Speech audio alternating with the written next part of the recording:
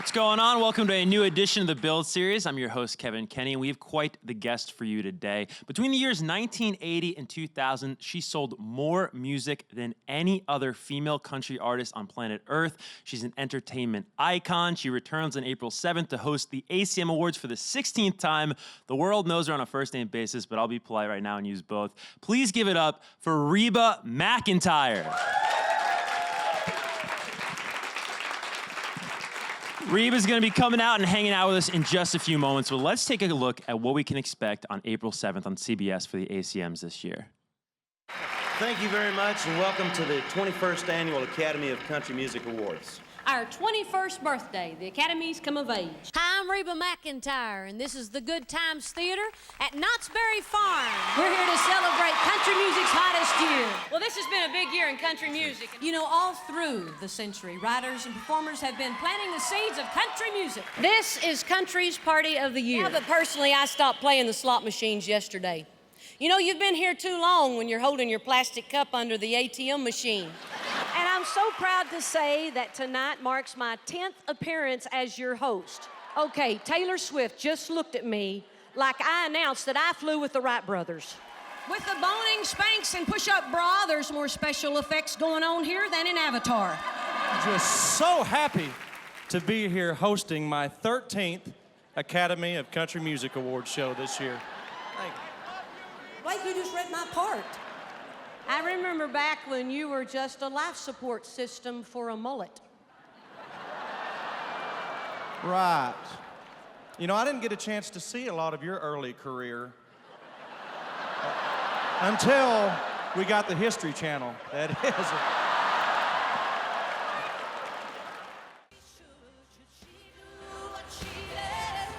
She doesn't want to leave, she's just wondering to life out there. Oh, it's life out there. Please keep it going for Reba McEntire, everybody. I like these shirts. They already got shirts for the album. Look at that. There's no whiskey stronger than the truth. That. Great taste. That's awesome. This is a pretty cool way to start the morning. I mean, you've been at it. You're on CBS. But this is a fun Wednesday we got going on, Reba. It is a fun Wednesday, absolutely. Thank y'all for coming out and getting to talk a little bit more. Those are some really fun clips. Oh, yeah. I love to see the ones with Blake. Yeah. You and him have great chemistry. We really do, and we're both Okies, and we play off each other and have a lot of fun. Yeah. 16 times now. You've also won 16 ACMs. So was this a situation where you won so many, they were just like, here, take the show. This is yours now. They were calling it Sweet 16. Yeah. So when I go to Vegas, I'm going to bet $5 on 16 at the roulette table. That's what you got to do. I'm going to be a big spender. Do you remember the first time they ever asked you to host? Do you remember the thoughts? Was it daunting at all, or? No. You're real cute to think that I can see back that far. That was a long time ago. What year was it? Yeah. I don't know. Blake would have a quip about that. Wouldn't he though? Wouldn't he though? Well, I'm curious to ask because I called you an entertainment icon in the intro, and it's a big statement, but it's a true statement between music and television and acting. How does hosting compare to, say, starring on a television show? Well, it's live. Right. Where the television show is taped. Broadway was live. Everything's a little bit different. And that's why I love the entertainment business, because you never get bored. Everything's different. Yeah. You always keep it new, the variety, right? Right. So you must have grown up like we all did, right, watching these award shows, and you must have admired certain hosts. Who comes to mind? Host. Yeah. I mean, did you ever watch the Oscars, the Grammys, and maybe, Billy Crystal. Yeah. Yeah. Yeah. Hugh Jackman. Okay. Yeah. What makes a great host? When you think about your role in the ACMs, you do such an amazing job every year. What's your role? Well, I'm going to go for your first question first. When I see a host that I like, I can't wait for them to come back on the stage. Right. Because they're funny, they're entertaining, they're keeping the ball rolling. So that's what I try to do when I'm the host, is to make sure everybody feels comfortable. We're here to have a great time. Right. I always like to ask people that host these big award shows, do you like to are you a host in your everyday life? You like to host parties at your house? You like Yes. to host people? Yes. It's a lot similar, right? When you think Very. about it. Yeah. You're there to entertain everybody. Boy, I've never thought of that either. You're really good. Are you a therapist? What are you doing tomorrow?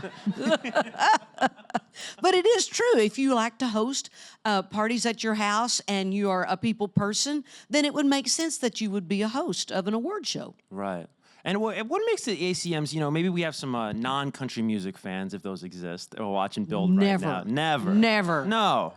But hypothetically, Okay. if they're watching, maybe they've never seen the ACMs. What makes it unique compared to maybe some of the other award shows out there, in your opinion? I think what Dick Clark had always done with the ACM is kind of pair some of the Hollywood artists with the country music people. And so that always made it so thrilling for us coming in from Nashville to be a part of the ACMs because you didn't know what movie star was going to show up. And it was always really thrilling for us.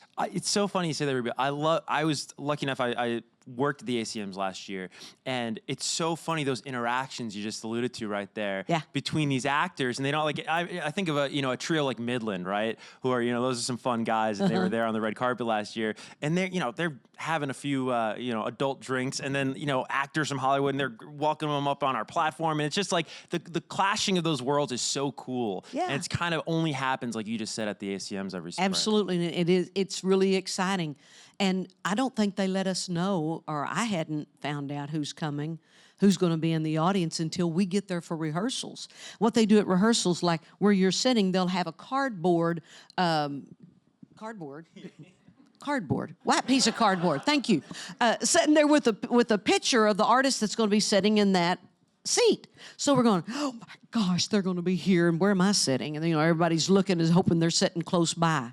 It's really Start exciting. moving around some of those cardboards, right? Would Maybe I want to that be closer not- to this person. Oh, they set it there so the cameraman can know exactly where to go to when they announce their name.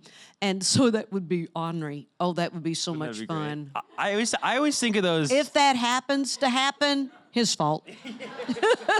Kevin told me to do it. I always joke that those rehearsals, though, for award shows are like the greatest, if you're lucky enough to attend one, the greatest music festival in the world. Because Really? it's like basically you and a couple camera guys and some of the biggest stars in the world, including yourself, just kind of sing into a big empty room. It's amazing. Yeah, and if they mess up, they get to do it again. Yeah. Or if the camera shots weren't lined up just the way they want to do, then they have to do it for the cameras. I almost hope for mess ups because then you just get to hear the songs Do more it and more. again It's and great. again. Yeah, Yeah. at a concert you get the song once. You screw up, you get it 5 times at Yeah. a rehearsal. It's cool. You've had such an amazing career. I mean, just we've alluded to Broadway and television and music and award shows.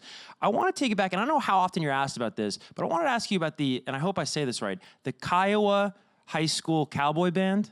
It's real close. We say Kiowa. Kiowa. I should Kiowa. emphasize that W a little bit Kiowa more. Cowboy High School Band. Okay. It's Kiowa, the Indian tribe. Okay. Yeah, Kiowa Indians. So, but we were the Kiowa Cowboys. Right. How that went there, I don't know. But we did. We had a little high school band. The school wasn't big enough to have a marching band. Okay. So Mama was the secretary for the superintendent. Clark Rhyme was the Oklahoma history and art teacher, and he also played in a band on Saturday night. And so he and Mama got together and talked the superintendent in to letting us have a music class. And it was a country band. And we would go around and entertain, and we would play before the football games, and then at halftime. And it was, the bass player is now Alan Jackson's band leader, Roger Wills. Wow. And then Paik, my older brother, myself, my little sister Susie, we all got into the music business. So it was really a kind of a step up for us, an education. So can we thank Reba for the first ever music class in that town? Absolutely. Well, not me. Thank Mama. Yeah, exactly. Now, your mom wanted to pursue a career in music, I understand. She did. Right? How did that impact your early beginnings in music? Was she had to have, of course, been a role model, but Totally. was there advice or, for someone that had that love and then passed it on to her children, of course, what was that like? Well, she said that she couldn't do what we're doing, so she was going to live her hopes and dreams and aspirations through us. Yeah. Paik, Alice didn't sing that much. She was a rodeo cowgirl. So Paik, being a rodeo cowboy himself, also sang, and then Susie and I, we loved it. Mama supported us 100%, took us to places to perform. Our biggest cheerleader today. Wow. And then do you remember the Ballad of John McEntire? That's the Very first well. song you ever cut, right? Uh-huh. Yeah. 1971. How did that go? Gather round me, boys, got a story to tell about a friend of mine that you all know well. Wow. Funny thing was, that was Daddy's daddy, and yesterday he would have turned 122 years old. Wow. He was born in 1897. And Clark Ryan, the guy I was telling you about earlier, he wrote the song. The next day, he came over to our house at Chalky, Oklahoma, and played it for us. And the next day, we went to Oklahoma City at Benson Stown's studio and recorded it. That was the A side. And the B side was us grandkids interviewing Grandpap.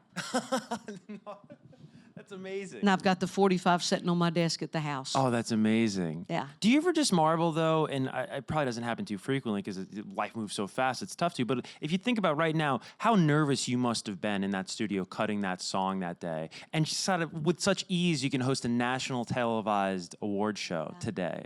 Wow. Now, that should have been a span of 600 years because so much has happened between that 1971 and today. Yeah. But nervous, in awe, and just very inquisitive because what do we do? I know that's a microphone, but what's all this other stuff in here? And we were asking 10 million questions just like little kids at the first day of school. It was a lot of fun. Yeah. What was Nashville like at that time? What was the country music industry like when you were first breaking in? Totally different. Music Row was where we recorded, and now it's changed so much that people record in their homes. Engineers, musicians have studios downstairs in their basement where it used to be a theater room. And back then, you know, you had the analog. So you had a huge machine that had this tape. That ribbon would run through this and go through this, and you had to sing it once and do it all right. And then later on, it got to where you could kind of overdub, and then it went digital. And I was one of the first people to have a digital album in Nashville, where you could just kind of place and pick and choose. And not only if you sang over and you wanted to sing over again, they could put that first syllable O and put it with another ver that you did. And it was so intricate. Yeah. I sort of miss the days where you had to do it all at one time. Yeah. But it sure is a lot easier. I mean, if you're not feeling good and you've got a sore throat or losing your voice, they can piece it together in a heartbeat. You know, it's funny you bring up, you know, the digital influence on not just music, but country music specifically, because a lot of times, I want to go back to the 90s really quick, and that's a decade, I guess, popularly thought of as, you know, grunge rock and gangster rap, but it's also the decade where country just explodes because Billboard, the charts, are digitally tracking music, and the first thing they discover is, wow, Americans love country music, and they love country music probably more than any other form of music. And, you know, people like Garth Brooks, you're right there. What was that time period like in the 1990s while country was just becoming bigger than ever before? Huge. It was huge. The Urban Cowboy came out and was telling everybody how cool country music was in the dance halls and dancing to country music. Garth Brooks, as you said, exploded, and there were we were shipping platinum. And nowadays, if you sell a platinum album, if you have 1 million records sold, that's a big deal. Oh, yeah. Because of the streaming that has taken place of so many sales. Things have really changed of how people can buy and get their material, their music. But in a way, it's so much better for me. I mean, I pick up my phone, and of all the ways you can stream music nowadays, the music is so much more accessible instead of going to a store to buy it, brick and mortar. But it was so hot. Country music was so hot in the 90s, and it was my heyday. I absolutely loved it. Yeah. We had 22 trucks out on the road, more lights more lights than Madonna or Michael Jackson had in their concerts. So we were blowing and going. We were having a great time. Oh, I bet. It's funny you talk about shipping platinum, right? So that means when the record comes out, they press 1 million copies and they ship it out. It's funny to think about. You started, I think 1,000 copies were pressed of The Ballad of John McEntire. So that growth is just incredible. And they still have boxes somewhere, I'm sure. You know, it was so hot in the 90s. It's also incredibly hot today. And you talk about you being the first digital, or you being one of the first, or if not the first artist in country music to record your album digitally. I feel like there's always something new that maybe traditionalists are going to resent about country. I think nowadays you think about Florida Georgia Line's new album that's out this week, you know, Can't Say I Ain't Country. Maybe some people would say that certain country is getting too pop, right? Is there something back in the day that you got backlash for that now is just commonplace? Sure, absolutely. Everybody's a critic. Yeah. Everybody wants it to be the way they want it. But if it was that way and everybody sang the same kind of songs the same way, it'd be very boring. Right. So it's versatility that keeps everybody interested in country music. I've been in it for 43 years, and I've seen it change. It's cyclical. It will go heavy on the males or heavy on the females, and it'll be traditional, and it'll be contemporary. But that's the reason I am so thrilled with this new album, Stronger Than the Truth. It's going back to my roots and what I grew up in when Paik and Susie and I would sing at dance halls and clubs. It was danceable music. We have a little Western swing. We've got two-step songs in there, great ballads. And then the emotional roller coaster that goes along with this album is I always try to find that in an album, but it's even more. I've had people tell me that I can listen to half of the album and I have to quit. Yeah. It's just gotten to me. It's very thought-provoking, but it also goes to the heart. Music is very healing, but this album, for some reason, touches upon some real sore spots. Right. What was the journey like with this new album? When did you start working on it? What month is this? It's all February. Oh, gosh, the middle of last year, started looking. Oh, wow. But then when Buddy Cannon was going to do it for me because helped me produce the album because I really wanted somebody who knew country music. He was on the road with Mel Tillis for years. Also produces Kenny Chesney. And he's got a great ear, and he and I get along real well. So the real country-rooted songs, that's what I was looking for. And so you get all the publishing companies, they're aware that you're looking for songs, and they say, what do you want? And, well, of course, you want a monster hit. That's what you want. But I want stone-cold country. And there weren't many country songs that, had been written in the last 5-10 years. Everybody had gone to the good old boy or more contemporary things, and so people started scrambling. I started going back into the 50s and 60s music and listening to country music back then. But it's so funny, that is so dated that I couldn't bring it to the forefront. A few could. And then we started writing and really getting down into the country music mode, the really stone countries things. And then we started finding some Western swing. Ronnie Dunn and I wrote a song that a good friend of mine, Donna McSpadden, had given me the idea about, so we wrote that, and it was just so much fun. Yeah. Going back to your roots. Well, a great song is a great song. What, in your estimation, makes a great country song specifically? Got to have heart. Okay. Somebody's got to relate to it. If it touches my heart when I hear the song, and then when I sing it, hopefully it's going to touch your heart too. That's a successful song to me. It's got to have heart. Whether it's happy, sad, tearful, a song that tells a story, it's got to have heart. Do you have a favorite song of yours when you talk about that heart that really is it maybe one tough to perform or one that is just... Oh, I've got lots that are tough to perform. Greatest Man I Never Knew, Fancy is one of my all-time favorites. The Night the Lights Went Out in Georgia because it's a story song. Is There Life Out There is a song that when I first released it, women would stand in the audience holding up their diploma, and I knew they weren't college age, even high school age. They were women who had successfully gotten their children raised and off on their own and went back to college to get their degree. Because is there life out there? Yes, there is. Go find it. I'm a survivor. Women holding their hands up and saying they are a survivor. So you've got to have it, something that you can relate to, a great song, where people will come up to you later on and say, oh my gosh, you sang that song just to me. You wrote that for me. I can relate to that so well. Where do you take yourself mentally when you perform a song like that? Do you take it to that person in the audience? Do you take it to a personal experience in your own life? I go in the video. Because when I sing a song, I'll see the video in my mind. Really? And I'm the actor in the video. Wow.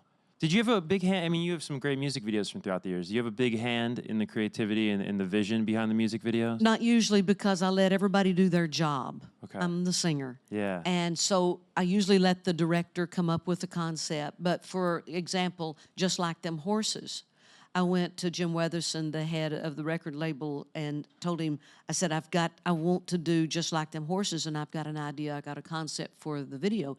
He said, great, we'll get a producer and a director. And I said, okay. So we slipped off, me and my little team, and we slipped off to Oklahoma at the home ranch.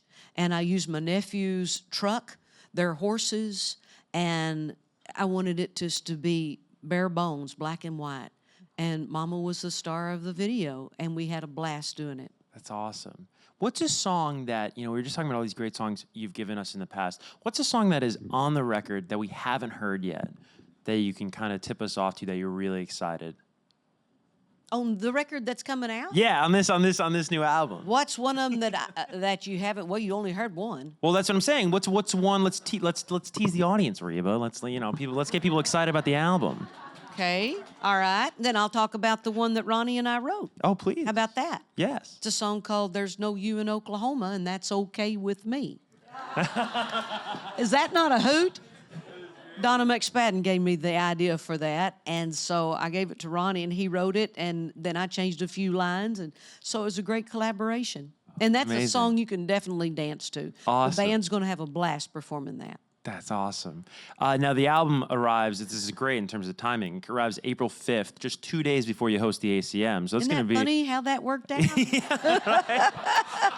Coincidences are amazing, Timing Reba. is everything. Right? No, but that's going to be, an amazing weekend for Reba fans and also a really exciting one for you. Yeah. You want to ask you, you're such an expert in hosting. What do you make of the Oscars going hostless this year? It was different. Yeah? I missed the host. Yeah. Because I always like the very beginning when the host has done all this stuff and it's cute and funny. Yeah. It was different. Yeah.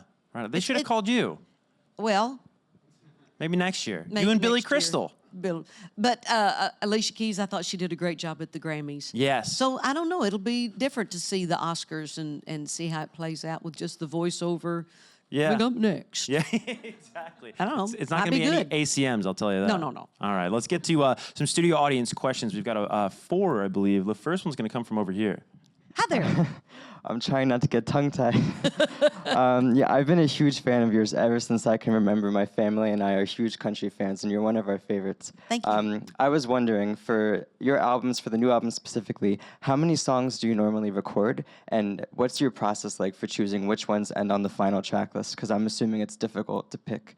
It is. It is. What's your name? Andrew. Where are you from? I'm from Jersey. Oh, nice to meet you. Thank Thanks you. for being here. We listen to thousands of songs because not only do I listen, but the record label is looking, the publishers are looking, and my friends are looking for me. And so we listen and listen and listen. And if you have one that you love or kind of like, you keep it. And then you let the rest go. And there might be 2 out of 100 songs that you keep. And so you just keep listening, and the pile gets a little bigger. And it might take 8 months, could take a year. 2 of the songs that I have on the album, I had in my computer. I had found one of them 10 years ago. And then Stronger Than the Truth, Autumn sang it for me at a showcase like 4 years ago. And so I keep them in my computer. And I have little hearts by the ones that I really do like that I keep for later. Wow. And one song on the album was listening to it for my gospel album that I did last year. And it didn't make the cut. And I listened to it again. I said, you know what? It fits this one. Yeah. And so it takes a long time. But I recorded 15 songs. And we could have done a double album. We could have done a triple album. That's how many great songs we've found. And that is kudos to the songwriters. Thanks for the Great question. question. Where in Jersey? Oh, nice. You got to ask. I'm from Jersey. So Okay. Second question is going to come from right over here. Hi, Hi. Reba. Michael David. It's a pleasure to speak to you. Thank You have you. accomplished so much in your life, and I've watched your show literally since I grew up. So just thank you for always having a show that related to everybody, especially your music. Like you said, a good song definitely has to relate, and songs like Survivor, Consider Me Gone, like all of those really hit hard with me. So I just really appreciate all of that. Oh, thanks. My question is, since you did such a show that was really relatable for a lot of families across the country, can you possibly see yourself returning to TV or maybe doing a little reboot of Reba? That would be really cool. But yeah, anything. We would really love it. Thank you for your question. Yeah, I am looking forward to getting back into television. We've got something in the works right now. Hopefully, fingers crossed, it comes on. We had been working forever to try to get the Reba show rebooted. So for some reason or other, it didn't. Maybe it's because this other one's coming along. But to get back into television would be a dream for me. I would love it. All here for it. Thank so you. so much. Thanks. It would be fun. You got some good friends in the audience. You bet. Reba. Yeah. Let's get to our third question right here. Hey, Reba. My name is Riley. I've been a Riley. fan of yours since kindergarten. Wonderful. And one of the things that I love most about you is that you never seem to shy away from songs with tough subjects. You recorded The Stairs that talked about abuse. You recorded She Thinks His Name Was John about AIDS. I could go on, but where do you get the strength or the drive or the want to record songs that many other artists, I'm sure, would say, oh, I don't want to go there? To kind of blend this together, when I was doing Annie Get Your Gun, an interviewer asked me, aren't you scared to death to be on Broadway since you've never done a play? And I went, never thought about that. Total ignorance to fear, I guess. But when I first heard She Thinks His Name Was John, I was at the publishing company and I was leaving. I'd listened, I don't know how many songs. And somebody said, did you play that for her? And they said, no, I didn't. I said, what are y'all talking about? So it's a song we don't think anybody would record but you. And I said, I got to hear it. And it was She Thinks His Name Was John. I said, absolutely, I want it. And the reason I did it is because I've always thought if something is scary, if something bothers you, if you bring it into the light, the darkness can't get after it anymore, and it can't bother you. It can't hurt you. So I thought if I could sing about AIDS, HIV, more people would talk about it, and it would quit being the thing that's scary. And then I went out to Los Angeles, and we were doing a fundraiser. It was Magic Johnson and Elizabeth Taylor, and I was a part of it, at the telethon, or I don't know exactly what all. It was many years ago. And Elizabeth said, have you lost many friends? And I said, I don't know anybody with AIDS. And she said, I have thrown my address book away. And it broke my heart for her. And so she said, thank you so much for singing this song. It will bring awareness. And so my job is to entertain, but my job is also to enlighten and to hopefully bring some light onto some subjects that can be scary for people. I don't like people to be scared. It's a great question. These are some of the best questions I've heard I built. Yep. This is Great. got a good audience today. Hi, Reba. Hi. First of all, I never thought this would happen, so thank you for being here. My pleasure. This is a dream for me. So going back to TV, there was a article that came out from Joanna Garcia that said that she wanted to do a Reba TV show reboot. So since you have stuff in the works, did you ever think about maybe working with members of the cast from the Reba show again? Love to. Absolutely love to. They were so much fun to work with, and we have all stayed in contact with each other. Matter of fact, Melissa Peterman's helping with the writing on the ACMs.